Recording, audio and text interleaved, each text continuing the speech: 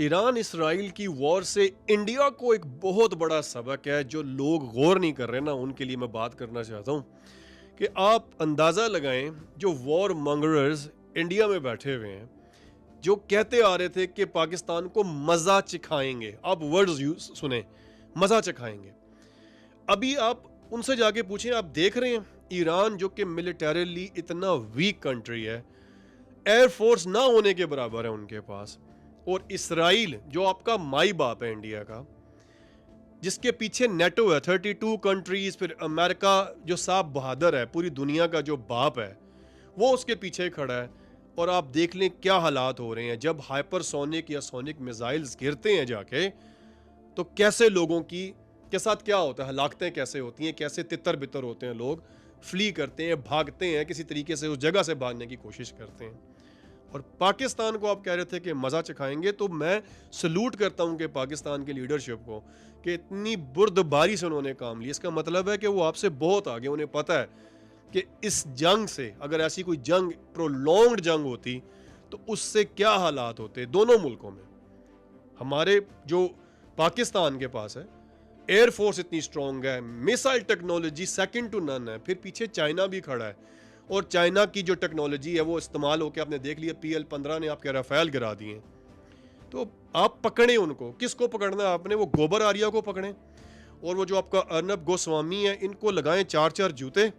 और जितनी आपकी वो जो चिल्लाती हैं ना, खवातीन मेकअप करके आ जाती हैं, उनको शौक होता है कि हमें बस TRP मिले, और पीछे से जाहिर है तनख्वाहों का भी मसला होता है, वो TRP आएगी तो तनख्वाहें आएंगी। तो याद रखें, ये प्रोपोगेंडा टूल्स होते हैं, इन जंगों से किसी को फ़ायदा नहीं होता। और अगर खुदा ना ख्वास्ता आज भी आप देख लें, वो बैठ के वही बातें कर रहे हैं, अपनी अवाम को पागल बना रहे हैं कि वो हमने तो जंग नहीं ख़त्म की, अमेरिका ने जंग नहीं ख़त्म करवाई। हालांकि अमेरिका बार बार कह रहा है और शुक्र अदा करेंगे ख़त्म हो गई। यार हम तो कहते हैं कि अच्छी बात है, इससे क्या होना था। अनलाइव होते हैं पीपल दोनों साइड पे, और वो कोई ये वो प्लीजिंग चीज़ नहीं होती देखने में। आपको क्या ये कोई गेम खेल रहे हैं? आपको लग रहा है कि जी वो अभी आप देख नहीं रहे? जो वीडियोस आप देख रहे हैं, जो इसराइल के अंदर जब बॉम्ब्स गिरते हैं, या इवन ईरान के अंदर भी जो गिरते हैं, चलें अगर आपको खुश होने के लिए आपके कह देता हूँ, इंडियन जो मेरे व्यूवर्स हैं, कि जो ईरान में भी गिर रहा है मिसाइल, आपको अच्छा लग रहा है। इसी तरह अगर पाकिस्तान में गिरते और इंडिया में गिरते रहते, तो आप सोचें ना कि कितनी हलाकतें हो सकती थी। तो एक बुर्दबारी से काम लिया गया है, और इसको आप सेलिब्रेट करें कि यार अच्छा है कि हम उस नहज पे नहीं गए, कि जिसे कहते हैं ना कि वापसी का कोई रास्ता हमने नहीं छोड़ा। ये बहुत स्ट्रॉन्ग कंट्रीज हैं पाकिस्तान और इंडिया। पाकिस्तान को आप हल्का ना लें। पाकिस्तान ने कुछ भी नहीं किया। वो क्या कहा था ना, भुट्टो ने घास खाएंगे, न्यूक्लियर बम बनाएंगे। इस कौम ने घास खाई है, लेकिन इन्होंने मिलिटरीली अपने जो आपकी मिलिट्री है ना, उसके पास साजो सामान इन्होंने बथेरा बना दिया उनको। तो वो लड़ेंगे आपसे, कोई फ़ायदा नहीं है, और नुकसान होगा।